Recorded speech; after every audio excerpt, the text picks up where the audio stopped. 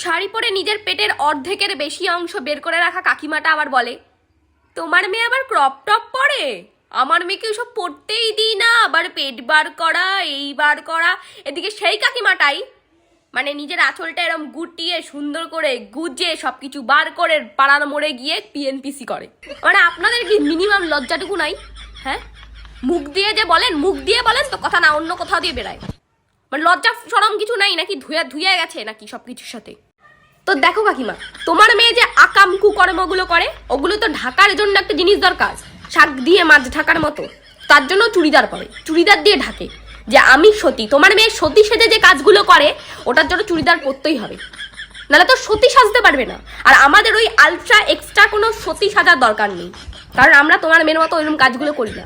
Next আসলো রাতে বাড়ি ফেরার কথা। তোমার মেয়ে রাত 9টায় বাড়ি ফেরে, 10টাও বেজে যায় কখনো কখনো। বাবা কি করে গো? কোনো কাজ তো দেখি না যেটা 10টা অবধি খোলা থাকে। কাকিমা তুমি কত অবধি পড়াশোনা করেছো? তুমি কোন চাকরিটা করেছো? তুমি কোথা দিয়ে জানবা যে কার কোন টাইমে মানে অফিসে তুমি কি মানে চা ফা দিতা নাকি? তুমি কি করে জানলা যে ওই অফিসটা ওই সময় বন্ধ হয়? জানি না তো এই অফিস এত টাইম অবধি খোলা থাকে। মানে ওনার বাবা মনে হয় ওখানে চাকরি করতো, ঠিক আছে? ওনার বাবা বা ওনার গোষ্ঠীর কেউ ওখানে চাকরি করতো। ও তা সব অফিসের ব্যাপারে উনিই জানেন। উনি সব অফিসের ব্যাপারে জানে যে এই অফিসে 8টা অবধি বন্ধ থাকে, মানে খোলা থাকে, 6টা অবধি খোলা থাকে। অত রাত তো হওয়ার কথা না। তোমাকে কি পাড়ার সবার দায়িত্ব নিতে বলা হয়েছে? তোমাকে কি সরকার থেকে পাড়ার সবার দায়িত্ব নিতে বলা হয়েছে? হয়নি তো। তাহলে তুমি নিজের চরকায় কেন তেল দাও না? খোলা ড্রেস তো খোলা ড্রেস, ঢাকা ড্রেসেও এদের সমস্যা হয়। কিরকম সমস্যা? একটা জিন্স পরলে এত চাপা পড়েছিস, কেমন বিচ্ছিরি লাগছে পেছনটা। বাবা তো তোমার পেছনটা তো এরকম হাড়ির মতো ধামড়া হাড়ি, সেটা নিয়ে কি আমি কিছু বলি? আমার পেছনের খবর কি তোমাকে আমি রাখতে বলেছি? তোমার গোষ্ঠীতে এত লোক আছে, তাদের পেছনের খবর তুমি রাখতে পারো না?